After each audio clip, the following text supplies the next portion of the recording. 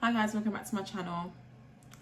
So today I wanted to give an update to how it is going as a trainee psychological wellbeing practitioner, and also just to give a bit of a background to what my experience was before getting the post. I've seen quite a bit of comments on people from people messaging on my video, which they're asking me questions around the post.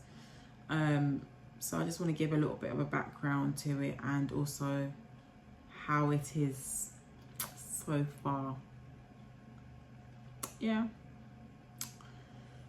So I'll give a bit of my background right now. So I've worked in customer service for a very long time, since the age of 16, I suppose. And, it's helped me quite a bit in terms of face-to-face role, public role, knowing how to meet customer needs and knowing how to speak to different customers and so forth. Then I did an admin post, which again, I worked with foster carers and social workers, which was a very insightful job role.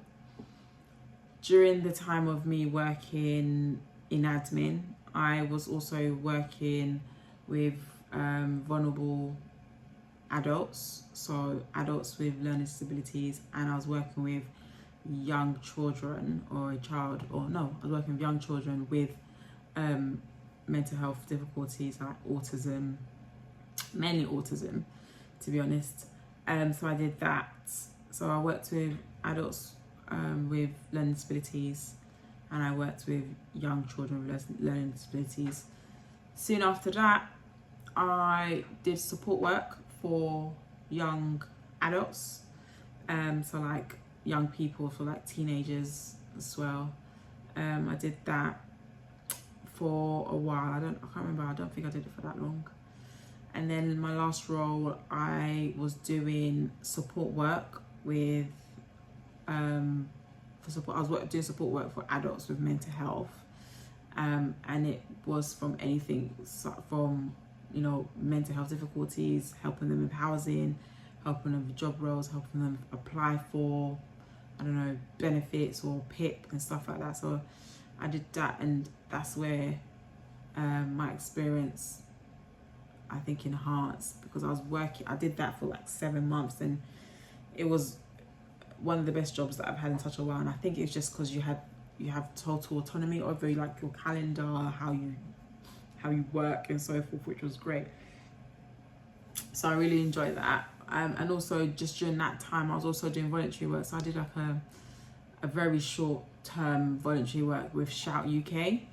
If you know about Shout UK, they're like an online texting agency, and it's volunteers. They train you up. The training is so good and so thorough that I was able to really take a lot of my experience from there into this current job role, or use it in my interview. So that's my experience in mental health and customer service this far. And then I want to talk to you a little bit about the interview process. So maybe I should do that in a separate video. Yeah, I'll do that in a separate video. So let me talk to you about how it is so far as a trainee psychological wellbeing practitioner. I'll tell you something. You don't really see a lot of people talking about the job role online and how they found it, or how it was initially and so forth, which I'm not sure. It's interesting that I didn't. I think people talk about, I don't know, I've gone on TikTok and people talk about the job role and what it entails and stuff like that. And then on YouTube, there's not that many videos of people talking about the job role, or the course, let's say. So after recruitment, they recruited people, and then you get the job, I think a month later or so forth. And then as soon as you get the job, it's like boom, straight into university, and then you're starting to do practice day tasks. So a portfolio that you're creating essentially, and they're asking you questions or you're answering questions. You're doing assignments. You're doing assignments on things that they're going to teach you in lecture, and you're writing these assignments, and it's not like any small 500 word assignment. It's like 1,400 words, 1,500, 2,000 word assignment. The assignments are long, yeah. So you're doing that sort of straight into university, and then university is a mixture of face-to-face and online, which is great. When it's online, it's not that great. It's a bit mundane. It's a bit jarring because you're not forced to say anything. You're just sitting there. If you want to be silent for the whole time, you can be silent for the whole time. Like, you're not really it's not really interactive, let's say. So yeah, you're just straight into university. You're doing the course, doing practice day tasks every single week, going into university, learning everything from right from the top to the bottom, learning assessments, learning how to do an assessment, learning the questions that you need to answer in assessments, learning about, the clients that will present themselves in assessments, and talking about the impact of the client, and talking about, things to look out for when a client comes into the service. A lot of the things will be, of course, service focused, so you would have to just go back to a service and see if what we do compared to what the university is asking us or what we're learning and so forth. But just the whole aspect of the learning on the job and the university side of things, it's so fast, very, very fast paced, right? So you've got to be really mentally stable. You've got to be really mentally stable, let's say, because this job, the way that you're learning, and then the way that you then, initially you're learning assessments. Once you learn an assessment, you learn how to do assessment, you have a test on that with the university. The university decides, obviously, whether you pass or fail based on you following the criteria and what you scored. Once you've passed the assessment, you're straight. The workforce is literally grabbing you by the neck, saying, boom, jump into assessments, which I think in the best part is a great way to learn. Once you're thrown into the deep end, it's such a great way to learn, for you to be able to pick things up quickly, but equally it's so anxiety provoking.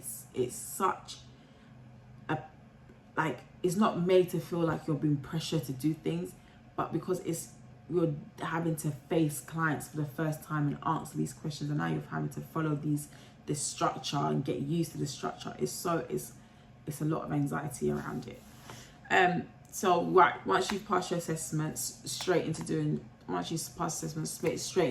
assessments with clients. Once you've done that, then you're learning treatments. Once you've learned treatments from the university side of things, then you're straight into doing treatments. There's like little bits and bobs to each task that you have to do from the university that I think is just so, it can be so stressful. You'd have to really plan yourself ahead of every assignment or every task that you are going to get in order for you to feel like you're getting on top of it. Whereas the university side of things is so short, like you go to university, you have a whole day lecture on, let's say, for example, medication, whole day lecture on a treatment, let's say behavior activation, and then let's say maybe cognitive restructure, have a whole day lecture on that. If you don't go home and read what you've learned from lecture, do your own reading, do whatever you need to do for you to understand how to deliver that treatment, you're finished. So, I mean, I love the job that I'm doing right now. I love it. However, it's the pace of it for me that I'm finding really difficult. But again, there is so much support around. I keep hearing things and it's freaking me out. I feel like I can hear it. I don't know if it's a fly or not, but it's freaking me out. But yeah, there's so much support from the university, from the work organisation, and it's just being able to reach out and ask for help, which I'm not great at, and being able to find your feet when you fall, sort of thing. But I would say a lot of advice from me, if this is the job role that you want to go down, because it's so rewarding once you figure out what you're doing and how to deliver things and how to do things. Now that I've learned how to do assessments, I just find it's much quicker to get through, and it's easier to do it with clients now. Treatments now is what I'm a bit caught up on, because it's finding that structure for me. But my little advice for you, if you do want to apply for a trainee psychological wellbeing practitioner role, or a children and young people role, obviously, of course, get all that experience that you need. Get all that experience that you need in mental health, in vulnerable adults, with young people, customer service experience, voluntary work. Voluntary work is, people don't ever want to work for free these days, but voluntary work is where you get the real, like, hardcore training. And again, remember, these organizations are training you for free. You're working for them, although it's for free, but the experience that you get in the long run is so much greater than, you know, what you're looking for right now. Of course, if you can't afford to do voluntary work, fine. But Shout UK, their training was so thorough. You could do it in your own time. They did give you deadlines to when they wanted a certain training done by, and then you was tested on the training, and you had to pass. Someone will pass you on the training, or they'll mark it and then pass you or fail you. But then you can book shifts any time of the day. So you can book shifts for an hour if you wanted to, 2 hours if you wanted to, from like 12 midnight till, let's say, 2 o'clock, 3 o'clock. So you can literally book shifts whenever you wanted. For me, I couldn't do that for too long. I didn't look for very long at all, but it was a lot for me mentally, because again, you're dealing with people that are coming on the service with mental health. I say mental health, but with suicidal ideation. Some of them do come on there to play around, and you can really tell who's like not being serious. But you have a lot of people that are there dealing with real life things. And for me, just sitting in my sofa, having a long day of like work and childcare, handling my child, to now sit and help someone with their mental health, it wasn't conducive. Is that the right word? It wasn't for me, basically. But yeah, if I could, I would do it. But yeah, it wasn't for me. It was a lot mentally for me. But yeah, so my advice for you, if you wanted to apply for a job role for this, will be read up on what the job role is, first and foremost. Once you've read up on the job role read up on the different, you know, I would say the different types of mental health people present with. So depression, anxiety, OCD, phobias, you know, health anxiety, social anxiety. Read up on all of those different anxiety, or all those different mental health conditions, so that you can familiarize yourself with what you're actually going to learn. So when you do learn it, it's almost like it's second knowledge to you. I would also say speak to lecturers as much as you can, because they are the ones with the source. They are the ones with all the information. Speak to them, speak to your supervisors in the organisation.